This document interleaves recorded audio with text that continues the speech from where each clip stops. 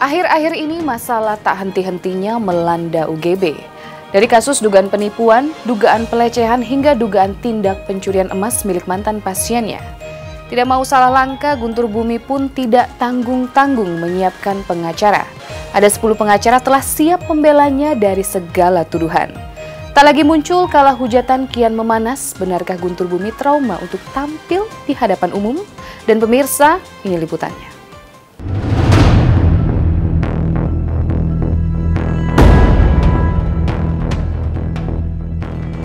Pasca laporan para mantan pasien Guntur Bumi ke Majelis Ulama Indonesia, Guntur Bumi tak henti-hentinya dirundung masalah hukum. Satu persatu suami Puput Melati ini dilaporkan kepada pihak berwajib dengan berbagai tuduhan seperti penipuan, kekerasan, dan pelecehan. Tercatat 12 laporan di Polda Metro Jaya yang menyangkut nama Guntur Bumi atau Susilo Wibowo. Mau tak mau, Guntur Bumi harus menjalani pemeriksaan terkait laporan-laporan tersebut. Tetapi Guntur Bumi masih bisa tenang lantaran telah menyiapkan 10 pengacara yang akan terjun langsung melakukan pembelaan terhadap dirinya. Ya, ada 12 laporan di Polda Metro Jaya, 2 diantaranya yang dilaporkan oleh UGB sendiri. Jadi menyikapi laporan, kita sebagai pengacara, kita sebagai advokat, ya, kita sudah siap. Bahkan kita yang dilaporkan, baik kita yang dilaporkan atau kita sebagai terlapor, kita yang melaporkan atau sebagai kita yang terlapor, kami sudah sangat siap.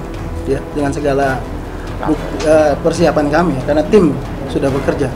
Menyikapi laporan mereka, kami nggak terlalu ambil pusing. Ya, karena apa? Menyikapi seorang melapor polisi, ya, kualitas dan kuantitas daripada laporan ataupun subjek daripada perkara itu yang perlu kami kaji.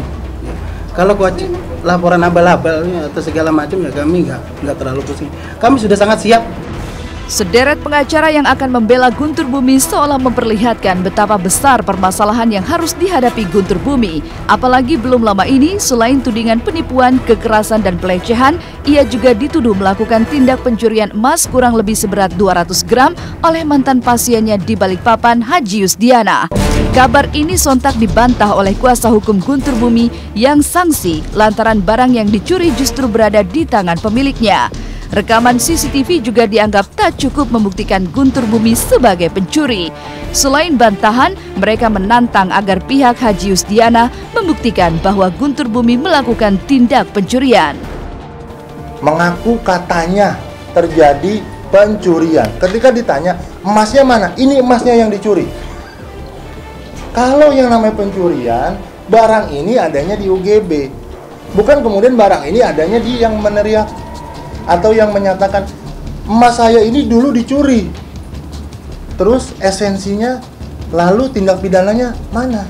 Jangan diasumsikan karena video tersebut belum tidak menggambarkan bagaimana cara Ustadz Guntur Bumi melakukan suatu tindak pidana. Hanya shoot gambar gitu aja, duduk-duduk di bandara.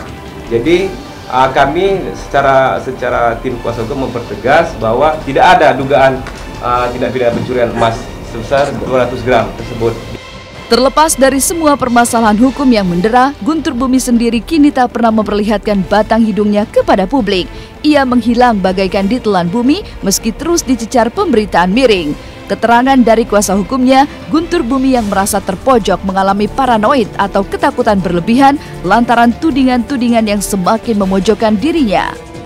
Hari ini saya baru selesai dari rumah UGB. Artinya yang selama ini digembar-gemborkan bahwa pihak UGB tidak ada di rumah. Terus kemudian ada juga semalam yang mengatakan kepada saya, "Bang, bener nggak UGB ada di Serang?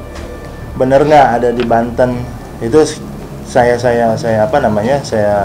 klarifikasi bahwa hal-hal itu tidak benar. Ketika memang kalau ke pesantren yang ada di Cijeruk, ya, karena secara manajemen, secara struktur organisasi yang bersangkutan itu adalah klien kami ini, UGB ini adalah sebagai ketua yayasan. Ada satu sisi paranoid terhadap media. Contoh kecil, ketika UGB menuturkan apa yang dia rasakan di depan teman-teman media, menangis, tapi narasinya apa? Mengatakan bahwa itu adalah air mata buaya. Mengatakan bahwa UGB sengaja berbuat seolah-olah begitu. Mendengar segala bantahan dari pihak UGB, wanita berinisial R, mantan pasien Guntur Bumi yang mengaku dilecehkan, menganggap Guntur Bumi merasa bersalah sehingga tak mau muncul untuk klarifikasi. Selama ini ia hanya berbicara melalui kuasa hukumnya. R dan sang ibunda juga berang terus-menerus hanya dianggap memfitnah Guntur Bumi dengan peristiwa 3 tahun lalu di mana dirinya pernah berobat dan diduga mendapatkan pelecehan. Pihak R meminta agar Guntur Bumi keluar dari persembunyiannya dan berani bersumpah di atas kitab suci. Ya, semua juga nggak diakuin, mana ada semua yang diakuin sama dia. Semua dibilang bukan inilah, dibilang inilah gitu. Semua juga nggak ada yang diakuin sama dia, karena kan orang salah ini pasti nggak akan mau ngaku. Saya sekarang kan capek ya, kita udah bener, Allah pun tahu ya.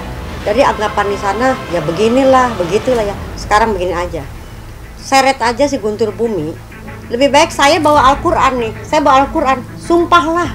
Siapa yang mau nyumpah saya dan siapa menyumpah dia di atas Al-Quran. Silahkan. Nanti Allah akan melaknat yang mana yang hak dan yang mana yang batil. Berbeda dengan kisah Guntur Bumi, kisah lain datang dari keluarga almarhum Jeffrey Al-Bukhari. Merayakan ulang tahun berbeda sehari dengan almarhum sang ayah, kejutan apa saja yang diterima Abizar, putra sulung almarhum UJ? Tunggu kisahnya hanya di Was-Was setelah yang berikut.